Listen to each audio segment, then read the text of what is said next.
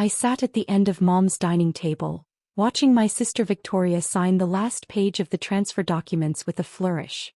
Her diamond bracelet caught the afternoon light as she set down the pen, her expression radiating triumph mixed with pity.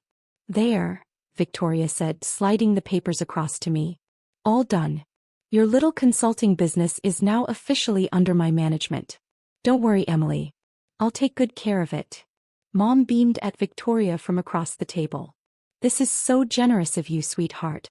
Taking responsibility for your sister's struggling business. Not everyone would be so kind." "Family helps family," Victoria said, though her tone suggested she was doing me an enormous favor rather than stealing my company. Emily clearly wasn't equipped to handle the complexities of running a business. Better to transfer control to someone who actually understands corporate management. My brother Derek nodded approvingly. "Makes sense. Emily's always been more of a creative type. Not really built for the business world. Victoria has the MBA, the experience, the connections. This is the right call." I took a sip of my coffee, saying nothing. "You're being very mature about this, Emily," Dad said, patting my hand. "I know it must be hard to admit you're in over your head. But accepting help is a sign of wisdom." "Wisdom," I repeated quietly. "Yes," Victoria said, gathering the signed documents into her leather portfolio. "And honestly, Emily, you should be relieved. Running a business is stressful. All those decisions, all that responsibility. Now you can just, I don't know, do whatever it is you do. Freelance consulting or something. Let me handle the actual business operations." "Your little home office setup is cute," Mom added. "Very quaint. But Victoria has a real office in the financial district. Proper infrastructure. That's what a growing business needs." "Growing business," I said. "Is that what you think it is?" Victoria laughed, that sharp sound I'd heard my entire life. "Emily, I've seen your financials. You're barely breaking even. A few small clients, modest revenue, no real growth trajectory. It's a hobby business at best. But with my management, my strategic vision, my network, we can actually make something of it." "Something of it," I echoed. "Don't be bitter," Derek said. "Victoria's trying to help. She's going to professionalize your operation, bring in real clients, implement proper systems. You should be grateful." "I am grateful," I said simply. Victoria's expression softened into something resembling compassion. "I know this is your baby, Emily. You've worked on it for, 3 years now? But sometimes we have to accept that our best isn't good enough. There's no shame in that." "No shame at all," Mom agreed. "Not everyone is cut out for entrepreneurship. You gave it a good try, sweetheart. Now let your sister's expertise take it to the next level." I checked my watch. 2:47 p.m. Perfect timing. "The transfer is complete?" I asked Victoria. "Completely," she confirmed, patting her portfolio. "I had my lawyer draw up the paperwork. Everything's legal and binding. As of today, I control all business operations, all assets, all client relationships, all intellectual property. You retain a 20% passive stake, which is generous considering the business's current state." "Very generous," I agreed. "I'll start reaching out to your client list tomorrow," Victoria continued. "Let them know there's been a change in management. Assure them that services will continue, probably improve actually, under new leadership." "The clients," I said. "Yes, you should definitely reach out to them." Victoria frowned slightly at my tone. "Emily, are you being sarcastic?" "Not at all. I think you should absolutely contact the clients. They'll be very interested to know about the management change." Derek leaned forward. "What's that supposed to mean?" Before I could answer, my phone buzzed. I glanced at the screen, right on schedule. "Excuse me, I need to take this." I stood and walked into Mom's living room, answering the call. "Emily Chen speaking." "Ms. Chen, this is Director Roberts from the SEC's Division of Enforcement. We're ready to proceed as discussed. Are you with the subject now?" "Yes, we just completed the transfer." "Excellent." And she signed all documents willingly, with full knowledge she was taking control of the business entity. Completely willingly. She insisted on it, actually. Believed she was doing me a favor. There was a pause, then what might have been a quiet laugh. "Ms. Chen, I've been investigating corporate fraud for 20 years. This is the first time I've seen someone voluntarily take ownership of a fraudulent enterprise while the actual criminal watches. This is going to be interesting. I thought you might find it educational, I said. We're 5 minutes out. Keep them there if possible. They're not going anywhere. I returned to the dining room, where my family was watching me with varying expressions of curiosity and concern. Who was that? Mom asked. Work, I said simply, retaking my seat. Victoria's eyes narrowed. What kind of work? You don't have a business anymore, remember? I just took it over. Right, I said. By mistake. Emily, what's going on? Dad asked. You're acting strange. Am I? Yes, Derek said firmly. You've been weirdly calm about this whole transfer. No arguments, no resistance, no emotional response. It's not like you. Maybe I'm just relieved, I suggested. Like Dad said, accepting help is wisdom. Victoria wasn't buying it. Something's wrong. Emily, what aren't you telling us? About the business? I asked. There's quite a bit I haven't told you. But you'll find out soon enough. Find out what? Mom demanded. Before I could answer, the doorbell rang. All eyes turned toward the front door. Are you expecting someone? Mom asked me. Yes, I said. That would be for Victoria. Victoria stood abruptly. For me? I'm not expecting anyone. You should probably answer the door, Mom, I said calmly. Mom walked to the door, confusion evident on her face. Through the archway, I could see her open it to reveal 4 people in dark suits. 3 men and 1 woman, all carrying badges and briefcases. Mrs. Chen, the woman said. I'm Director Sarah Roberts from the Securities and Exchange Commission. We're looking for Victoria Chen. The color drained from Victoria's face. The SEC? What? Why? Victoria Chen? Director Roberts entered the dining room, the other agents flanking her. I'm Director Roberts. These are Special Agents Williams, Park and Thompson. We need you to come with us to answer some questions regarding corporate fraud, securities violations and identity theft. Victoria's mouth opened and closed soundlessly. Derek jumped to his feet. What the hell is going on? Your sister has just taken legal ownership of a business entity currently under investigation by the SEC, Director Roberts said. By signing those transfer documents, she gestured to Victoria's portfolio. She assumed legal responsibility for multiple federal crimes. That's insane, Victoria said, finding her voice. Emily's business is just a small consulting firm. There's nothing illegal about it. It's not a consulting firm, I said quietly. Everyone turned to stare at me. What? Mom whispered. The business Victoria just took control of isn't a consulting firm, I repeated. It's a shell corporation I've been operating for the past 3 years to attract exactly this kind of fraudulent takeover. The silence that followed was absolute. Director Roberts smiled approvingly. Perhaps you should explain, Ms. Chen. I think your family deserves to understand what's happening. I stood, walking to the window. 3 years ago, Victoria tried to steal one of my actual clients. A significant one. She went behind my back, contacted them directly, claimed she was my business partner with authority to renegotiate our contract, then attempted to redirect all payments to an account she controlled. I did no such thing, Victoria protested. You did, I said calmly. The client reported it to me immediately. They found it suspicious that my business partner didn't know basic details about the work we'd been doing. I confronted you and you denied everything. Said the client was lying, that I was paranoid, that I couldn't handle competition. Mom shook her head. Victoria wouldn't. She did, I interrupted. And I realized then that if she'd try it once, she'd try it again. So I created a trap.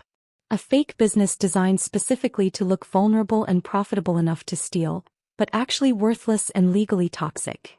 Derek's face had gone pale. You set up a fake company? A shell corporation, Director Roberts clarified. Perfectly legal to create. But Ms. Chen populated it with fabricated financial records showing impressive revenue from non-existent clients.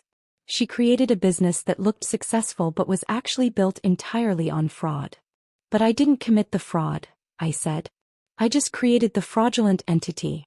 The crime occurs when someone takes control of it and attempts to use those false records for financial gain. Which is exactly what Victoria was planning to do. Victoria was shaking her head repeatedly. No. No, this is entrapment. You tricked me. Entrapment requires law enforcement to induce you to commit a crime you wouldn't otherwise commit, Director Roberts said. Your sister is a private citizen who created a legal trap. You took the bait entirely of your own volition. No one forced you to steal her business. I didn't steal it, Victoria insisted. She gave it to me. She signed the transfer papers. After you spent 3 months convincing our family I was incompetent and needed to hand over control, I said. After you told Mom and Dad my business was failing and I couldn't handle it.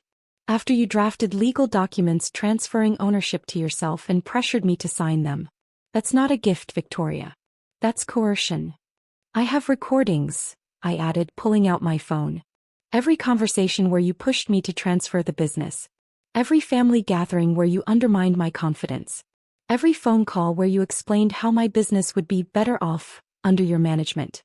Would you like to hear them? Victoria's expression shifted from denial to panic. You recorded us?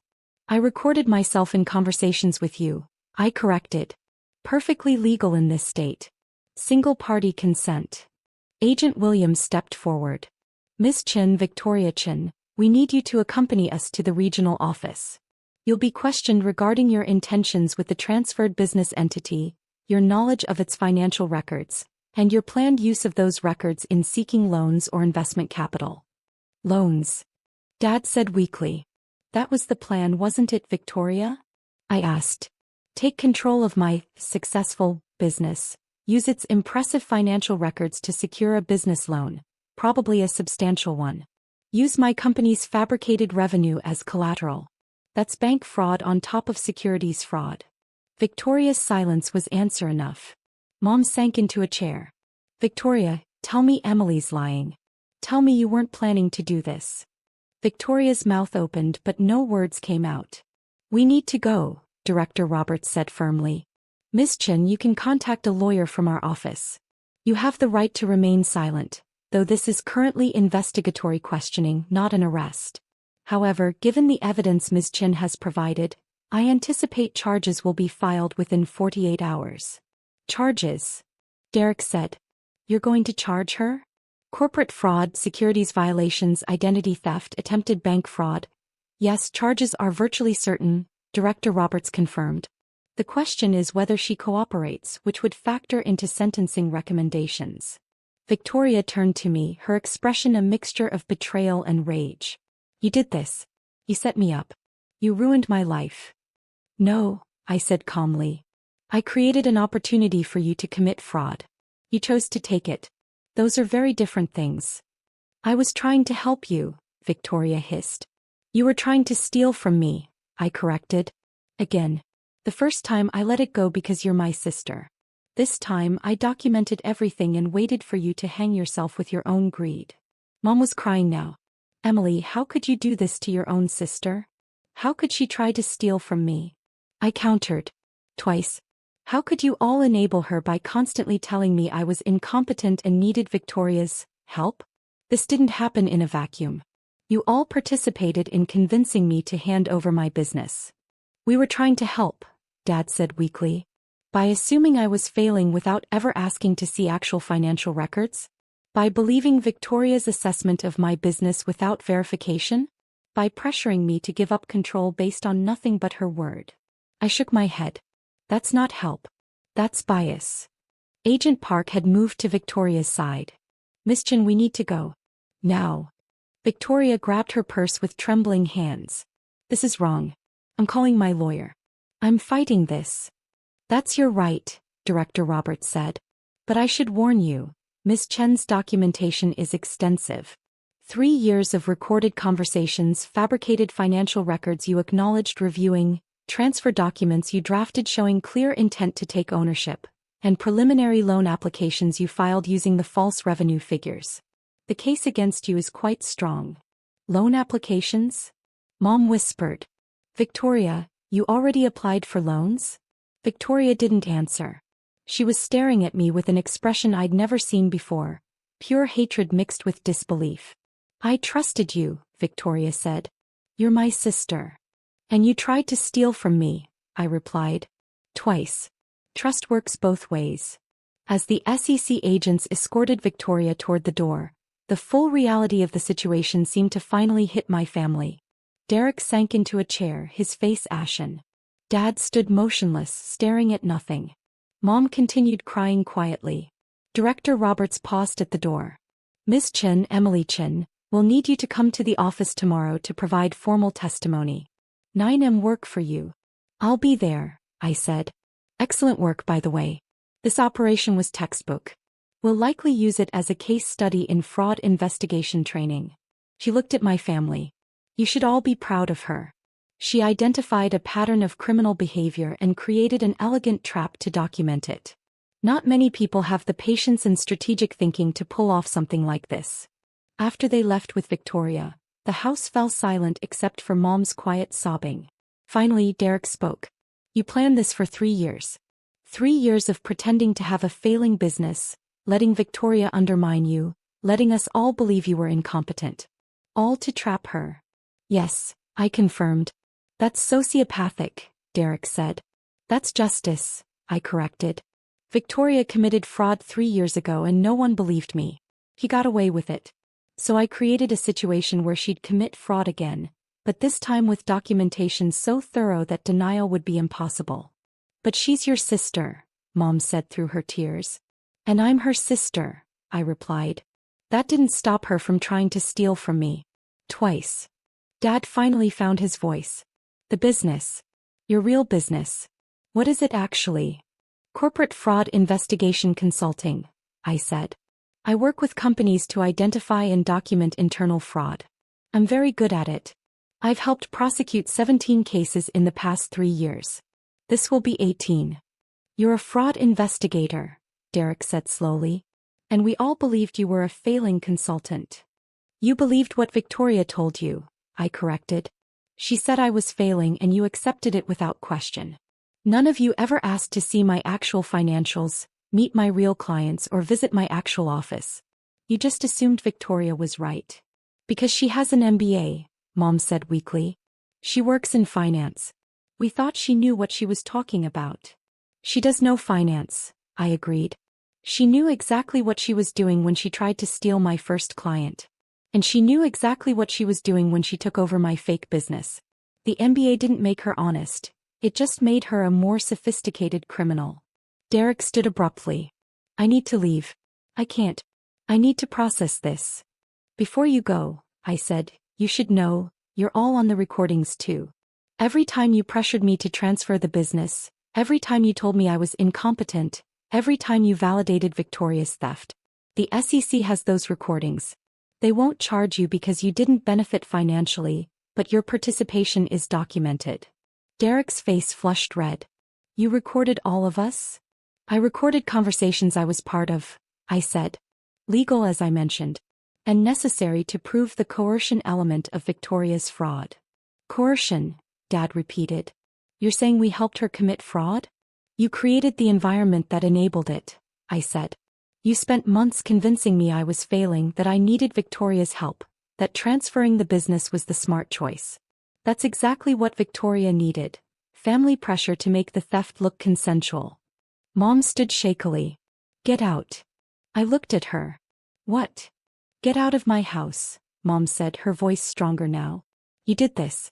You trapped your own sister. You used your own family. You're not the daughter I raised. No, I agreed. I'm not. I'm the daughter who learned that family will believe your siblings' lies over your truth. I'm the daughter who learned that you have to document everything because no one will take your word. I'm the daughter who learned that sometimes, the only way to get justice is to create it yourself. That's not justice, Mom said. That's revenge. It's both, I said simply. Victoria committed a crime. I documented it. She'll face legal consequences. That's how justice works. You could have just cut her off, Dad said. Refused to work with her. Kept your distance. You didn't have to destroy her life. I tried that, I said. After the first theft attempt I pulled back. But Victoria didn't stop. She kept inserting herself into my professional life, kept undermining me, kept positioning herself to steal again. The only way to stop her was to let her steal something worthless and get caught doing it. Derek shook his head. You're sick. This whole thing is sick. What's sick is that not one of you believed me 3 years ago when I said Victoria tried to steal my client. I said, my voice rising for the first time. What's sick is that you all assumed I was incompetent without evidence. What's sick is that you enabled a criminal because she had the right credentials and I didn't. We were trying to help you, Mom insisted. By assuming I was failing? By pressuring me to give up my business? By never once asking if I actually needed help. I grabbed my bag. You're right, Mom. I should go. But before I do, you should all understand something. Victoria is going to face federal charges. There will be a trial. You'll all likely be called as witnesses to testify about the family pressure, the transfer documents, the conversations where Victoria claimed she was helping me. This isn't over. This is just beginning. I walked to the door, then turned back. For what it's worth, I loved Victoria. I loved all of you. But love doesn't trump honesty and it doesn't excuse crime. She tried to steal from me. I stopped her. That's not revenge, that's self-defense. I left before anyone could respond. Outside, I sat in my car for a long moment, letting the adrenaline drain away. My phone buzzed, a text from Director Roberts. Suspect in custody. Questioning beginning now. You did excellent work, Ms. Chen. This case is airtight. I replied, thank you. See you tomorrow at 9. Another text came through, this one from a number I didn't recognize. Ms. Chen, this is Victoria's lawyer, Martin Goldstein. I need to speak with you about dropping charges. My client made a mistake but meant no harm. Surely we can resolve this within the family. I stared at the message for a moment, then typed back. Your client committed federal crimes. This isn't a family matter. It's a criminal matter. The SEC has full documentation. There's nothing to resolve. His response came quickly. She's your sister. Do you really want to destroy her life over a business dispute? It's not a business dispute, I wrote back. It's fraud. And yes, I really do want criminals to face consequences, even when they're related to me. Especially when they're related to me. I blocked the number and drove to my real office. Not a home setup, but a professional suite in a downtown building where I ran my actual consulting firm. The firm that helped companies identify fraud. The firm that had 17 successful prosecutions under its belt and was about to add an 18th. My assistant Jennifer looked up as I entered. How did it go? Perfectly, I said. She signed everything, the SEC made the pickup and she's in custody now. Jennifer shook her head in amazement. 3 years. You played this out for 3 years. Had to be thorough, I said. Fraud cases require extensive documentation. Plus, I needed to be absolutely certain she'd try it again. 1 attempted theft could be a misunderstanding. 2 attempts with the second one fully documented? That's a pattern. Your family must be devastated. They're angry, I admitted. They think I trapped her, that I'm vengeful, that I should have handled it privately. Should you have? Jennifer asked. I considered the question. 3 years ago, Victoria tried to steal a $50,000 client from me. I confronted her privately. She denied it. My family didn't believe me. She got away with it completely. So no, handling it privately doesn't work when no one believes you and the criminal faces no consequences. Fair point, Jennifer conceded. Plus, I added, this case will actually help other victims. Director Roberts said they'll use it as a training example. Other fraud investigators will learn from what I did. Other victims might be inspired to document their cases properly. Victoria's crime becomes a lesson for others. My phone rang. Mom calling. I let it go to voicemail. A minute later, the voicemail notification appeared. I played it on speaker. Emily, it's Mom. Your father and I have been talking. We think you're right. About some things. We didn't believe you 3 years ago and we should have. We pushed you to transfer the business without checking facts. We enabled Victoria's behavior. That's on us. But this is too much. He's going to prison, Emily. Your sister is going to prison because you set her up. Please call me. We need to fix this. I deleted the voicemail. Jennifer watched me carefully. Are you okay? I'm fine, I said. And surprisingly I was. The guilt I'd expected to feel, the regret, the doubt, none of it materialized. Victoria had committed a crime. I documented it. Justice was being served. What happens now? Jennifer asked. Tomorrow I give formal testimony to the SEC. Then there'll be an arraignment probably next week. Victoria will plead not guilty obviously.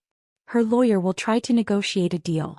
The SEC will likely offer something, reduced charges in exchange for cooperation and restitution. If she's smart she'll take it. And if she's not smart? Then it goes to trial. The documentation gets presented in open court. The recordings of her undermining me, pressuring me, drafting the transfer documents. The loan applications she filed using fraudulent revenue figures. The pattern of behavior. She'll be convicted and the sentence will be harsher than if she'd taken the deal. You've thought this through, Jennifer observed. I've had 3 years to think it through, I said. Every possible outcome, every potential complication, every legal angle. This isn't impulse, Jennifer. This is strategy. My phone rang again, Derek this time. I answered on speaker. What? I said. Emily, Mom's a mess. Dad's not much better. You need to come back and talk to us. About what? About fixing this. About making this right. Victoria made a mistake, but she doesn't deserve federal charges. She's family. Family who committed fraud, I said. Twice. The first time you have no proof. It's your word against hers. The first time, I have a written statement from the client describing Victoria's attempt to redirect payments. I didn't use it 3 years ago because I was trying to preserve family relationships. But I kept it. The SEC has it now. Derek was silent for a moment. You've been planning this since the beginning. I've been documenting crimes since the beginning, I corrected. Victoria chose to commit them. I just chose to record them. She's your sister, Derek said, his voice breaking. How can you do this to her? How could she do it to me? I countered. That's the question you should be asking. How could Victoria try to steal from her own sister? How could she spend 3 years undermining me, sabotaging me, positioning herself to commit fraud against me? Why am I the villain for stopping her? Because you trapped her, Derek said. You created a situation designed to make her commit a crime. I created a situation that revealed her willingness to commit a crime, I corrected. Victoria could have said no. She could have been honest. She could have actually helped me instead of trying to steal from me. She made her choices. I just documented them. We're your family, Derek said. That has to count for something. It did, I said quietly. That's why I gave her 3 years. 3 years to come clean about the first theft, to apologize, to change her behavior. He didn't. She got worse. So yes, Derek, family counted, but not enough to override justice. I ended the call and turned off my phone. Jennifer was quiet for a moment. Do you think they'll ever understand? Probably not, I admitted. They'll always see Victoria as the victim and me as the villain. That's fine. I'm not doing this for their understanding. I'm doing it because it's right. Is it? Jennifer asked. Right, I mean. I'm not judging, I genuinely want to know. Is setting up your own sister the right thing to do? I thought about it carefully. Victoria is a criminal. She committed fraud 3 years ago and got away with it. She was about to commit fraud again, and this time use those false financials to defraud a bank out of potentially hundreds of thousands of dollars. If I'd let her proceed, eventually she would have been caught, but not before causing real damage. Banks would lose money. Investigators would waste resources. Other people might be implicated. By stopping her now with clear documentation, I prevented all that downstream harm. So it's utilitarian, Jennifer said. Greater good. It's also personal, I admitted. I'm tired of being the victim. Tired of being doubted. Tired of criminals getting away with crimes because they're family or because no one documented properly. Victoria victimized me once and faced 0 consequences. I made sure she couldn't do it again. That's fair, Jennifer said. We worked until 7 that evening, preparing documentation for the next day's SEC meeting. By the time I left the office, I'd organized 3 years of recordings, financial records, correspondence, and witness statements into a comprehensive case file. Driving home, I thought about Victoria sitting in an SEC interrogation room, probably still insisting she'd done nothing wrong, that I'd trapped her, that this was all a misunderstanding. But the evidence didn't lie. The recordings didn't lie. The transfer documents she'd drafted didn't lie. The loan applications she'd filed didn't lie. She'd committed fraud. I'd stopped her. That was the reality regardless of how anyone spun it. At home, I poured a glass of wine and sat on my balcony looking out over the city lights. Somewhere out there, my family was probably gathered together discussing what a terrible person I was, how I'd betrayed Victoria, how I'd destroyed the family. Let them discuss. I'd stopped a criminal. I'd prevented bank fraud. I'd created a case study that would help train future investigators. And I'd proven that sometimes, the only way to get justice is to build it yourself, piece by documented piece with patience and precision. My phone, still off, sat on the table beside me. I knew when I turned it on there would be dozens of messages. Pleas from Mom. Anger from Derek. Maybe even a message from Victoria's lawyer, threatening legal action for entrapment that would never hold up in court. But that was tomorrow's problem. Tonight, I was just a fraud investigator who'd successfully documented and stopped a criminal. The fact that the criminal was my sister was unfortunate but irrelevant. Justice didn't stop at family boundaries. And I wasn't going to pretend otherwise just to make everyone comfortable. Victoria would face trial. She'd probably accept a plea deal, 2 to 3 years in federal prison, restitution, probation. Her career in finance was over.